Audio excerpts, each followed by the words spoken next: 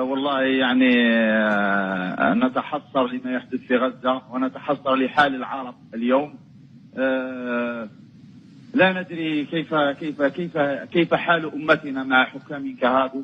يعني والله شيء مؤسف لما يحدث لإخوتنا في فلسطين وغزة، والعرب لا يحركون. طيب دعك من العرب يا رجل، أنت تخاطبني الآن من الجزائر. الشعب الجزائري أقل الشعوب العربية تظاهرا لأجل غزة ولأجل فلسطين. أين أنتم؟ وكله مع غزة، الكل في الجزائر ينادي. طيب هذا الكلام سمعناه كثير. أين أنتم في الميدان؟ أين هي مظاهرات الجزائر؟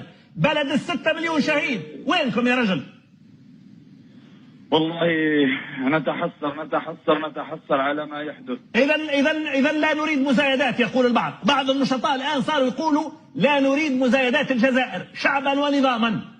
يعني أنتم لا النظام عامل حاجة ولا الشعب عامل حاجة. إذا تظاهر بعض الأفراد يأتيهم الأمن ويضربهم، والنظام أيضا يعني خطابات خجولة ومتواضعة. طيب لماذا المزايدة إذن؟ ليش تزايدوا على باقي العرب؟ أسوأ موقف على فكرة الآن ربما يمكن تسجيله هو موقف الجزائر يقول البعض، مع كل الاحترام والتقدير. تفضل جاوبني. نعم. والله صعب جدا.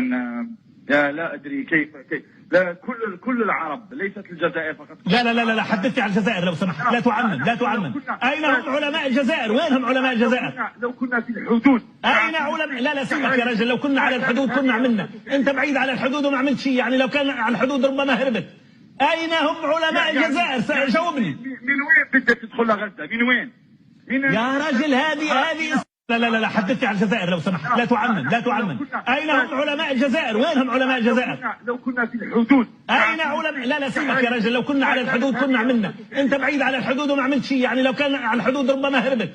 أين هم علماء الجزائر؟ جاوبني. من وين بدك تدخل غزة؟ من وين؟ يا رجل هذه اسطوانة قديمة.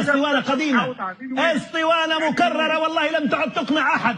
إذا أنت مش قادر تتظاهر تقول لي والله لو كنت على حدود غزة كنت عملت يا رجل صلي على النبي. أين هم علماء الجزائر؟ جاوبني. حسبنا الله ونعم الوكيل. هذا ما استطعت أن تقوله. الله يعينكم. شكرا لك عدلان، أشكرك والله العظيم. التاريخ لن يرحم أهل الجزائر، أهل ال6 مليون شهيد، الثورة العظيمة. هذه خيانة للثورة والثوار، أقولها على رؤوس الأشهاد. خيانة من النظام الرسمي الجزائري، وخيانة من الشعب الجزائري نفسه. مظاهرة يا رجل في الرباط، مظاهرة مليونية. أنتم تزايدوا على المغرب. في الجزائر ما عندكم حتى 4 مليون طلعوا مظاهرة. ما تقول لي أنه النظام منعني. والله إذا أراد الشعب الجزائري أن يخرج سيخرج بالملايين، ولكن هناك خمول. اسمحوا لي أقول بكل مرارة الحقيقة، لأنه واعذروني اللي ما يعجب الكلام يعذرني.